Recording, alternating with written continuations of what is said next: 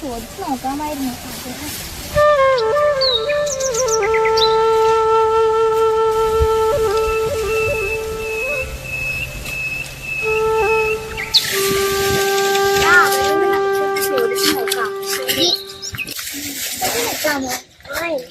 ശ്രീജയുടെ വീട് ഏതാ? ശ്രീജ. ആ പൊട്ടിക്കുട്ടിയുടെ വീട്ടിൽ ശ്രീജയാണോ? പൊട്ടിക്കുട്ടിയോ? അവർക്കൊരു പൊട്ടിക്കുട്ടിയാ ഉള്ളത്. വയ്യാത്ത കുട്ടി ഉണ്ടെന്ന് വെച്ച് ഇങ്ങനെയാണ് നിങ്ങൾ സംസാരിക്കുന്നത്? നിങ്ങൾക്ക് അവരുടെ വീട് അറിയുമെങ്കിൽ ഒന്ന് പറഞ്ഞു തന്നാൽ മതി. ഇതിൽ പോയാൽ 4ാമത്തെ വീടാണ്. ശരി. പിന്നെ പൊട്ടിക്കുട്ടി എന്നുള്ളതില് എന്താ പറയാ, വീട്ടിൽ ചെല്ലുമ്പോൾ അറിയാം പൊട്ടിയാണ് നല്ലതാണെന്നൊക്കെ.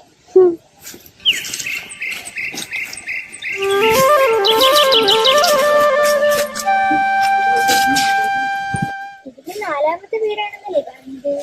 വാതിൽ അടഞ്ഞു കിടക്കുകയാണല്ലോ, ആരും ഇല്ലാന്ന് തോന്നുന്നു. നമുക്കൊന്ന് കയറി നോക്കാം.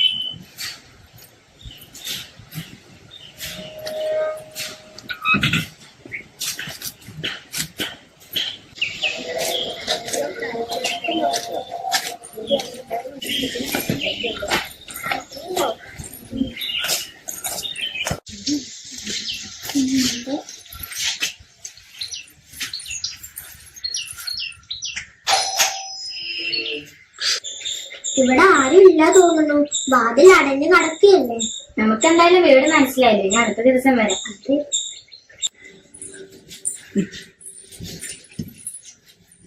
ആരെന്താ മനസ്സിലായില്ല? ഞങ്ങൾ AUPS മണ്ണൂർ സ്കൂളിൽ നിന്ന് വന്ന അധ്യാപകരാണ്. എന്തിനാ നിങ്ങൾ ഇങ്ങോട്ട് വന്ന്? ഞങ്ങളുടെ സ്കൂളിൽ ചേർത്താൻ പറ്റിയ ഒരു മോളുണ്ടെന്ന് അറിഞ്ഞു വന്നതാണ്. അതൊക്കെ നിങ്ങളോട് ആരാ പറഞ്ഞേ? ഞങ്ങൾ ഇവിടെ അടുത്ത് വന്നപ്പോഴാണ് അറിഞ്ഞത്. അപ്പൊ ഇതിലെ കേറിയേ ഉള്ളൂ. അപ്പൊ എല്ലാം അറിഞ്ഞിട്ടാണല്ലേ വന്നത്? ഇവിടെ സ്കൂളിലേക്ക് പറ്റിയ കുട്ടിയൊന്നുമില്ല. ആർക്കും വേണ്ടാത്ത ഞാനും എന്റെ മോളും മാത്രമേ ഉള്ളൂ.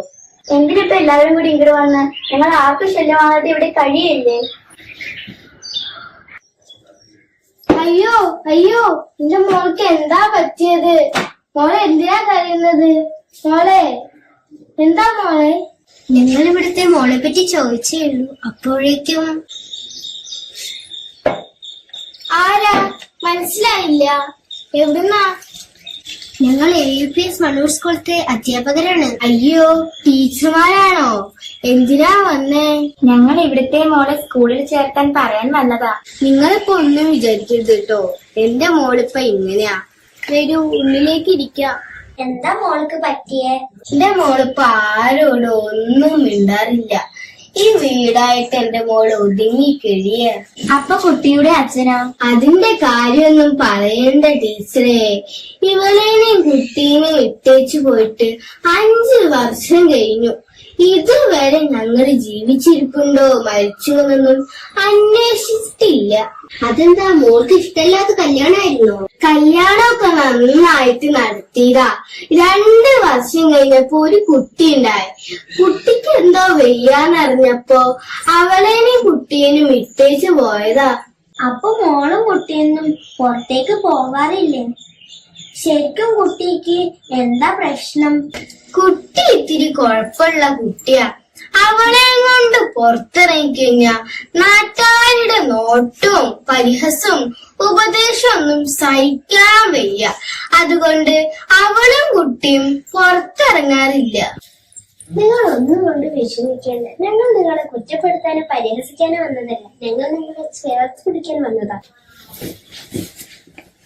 ഇത്തരത്തിലുള്ള കുട്ടികൾ ആരുടെയും കുറ്റം കൊണ്ടല്ല. നമുക്ക് ഇവളെ മറ്റുള്ളവരെ പോലെ വളർത്തണം. എന്താ നിങ്ങൾ പറയുന്നത്? എനിക്കൊന്നും മനസ്സിലാകുന്നില്ല. നാളെ തന്നെ നമ്മുടെ പൊതുവിദ്യാലയമായ മണ്ണൂർ UP സ്കൂളിൽ വന്ന് മോളെ കൊണ്ടുവന്ന് ചേർക്കുക. എല്ലാം ശരിയാകും. മുത്തശ്ശി, ശരി കേട്ടോ, ഞങ്ങൾ ഇറങ്ങുകയാണ്. ആയിക്കോട്ടെ, ഞങ്ങൾ ഇറങ്ങാണ്. അപ്പൊ നാളെ തന്നെ മോളെ സ്കൂളിൽ കൊണ്ടുവന്ന് ചേർക്കൂ കേട്ടോ. മോളെ, ആ ടീച്ചർമാർ ഇത്രയും പറഞ്ഞതില്ലേ, നാളെ നമുക്ക് മോളെ കൂട്ടിയിട്ടൊന്ന് സ്കൂളിലേക്ക് പോയി നോക്കാം. വിരിഞ്ഞു നിന്ന താരിലും വിടർന്ന താരകത്തിലും വിളങ്ങിടും പ്രഭാവമേ വിളക്ക് വയ്ക്കു ഞങ്ങളിൽ. വിരിഞ്ഞു നിന്ന താരിലും വിടർന്ന താരകത്തിലും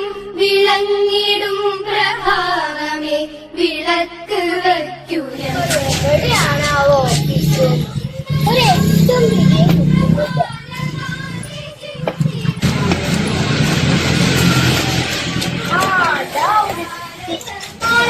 ഈ ഓഫീസ് റൂം എവിടെയാ? ഇതായി കാണുന്നത്. വിളർന്ന താരകത്തിലും വിളങ്ങിടും പ്രഭാവമേ വിളക്ക് വയ്ക്കൂ ഞങ്ങളിൽ വിരിഞ്ഞു നിന്ന താരിലും വരൂ. എവിടെന്നാ?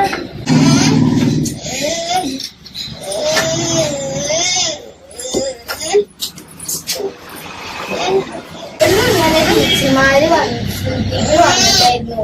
ഇങ്ങോട്ട് വരാനാ പറഞ്ഞത്. മനസ്സിലായി.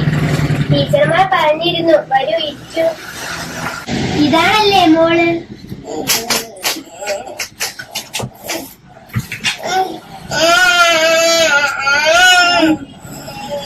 ഇതൊക്കെ ശരിയാവോ ടീച്ചറെ?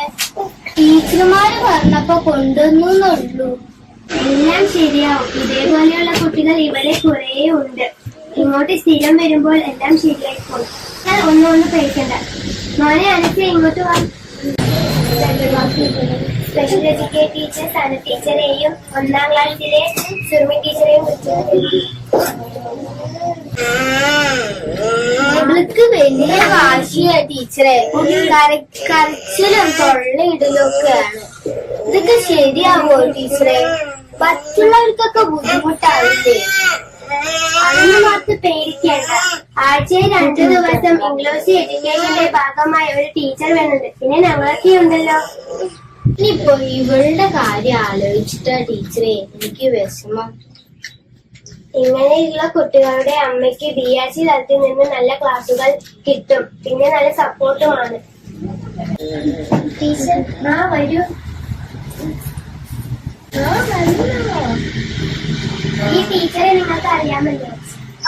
ഈ ടീച്ചർ ഇന്നലെ വീട്ടിൽ വന്നിട്ടുണ്ടായിരുന്നു. ഇതാണ് BRC തലത്തിൽ നിന്ന് വന്ന സ്പെഷ്യൽ എഡ്യൂക്കേഷൻ. എന്താ മോളുടെ പേര്? അവളൊന്നും പറയില്ല ശ്വേത. മോളെ ക്ലാസ്സിലേക്ക് കൊണ്ടുപോയിക്കോളൂ. നിങ്ങൾ അവിടെ ഇരുന്നോളൂ. മോൾ ഉച്ചവരെ ക്ലാസ്സിൽ ഇരിക്കട്ടെ. ശരി ടീച്ചർ. എന്താവോ എന്തോ.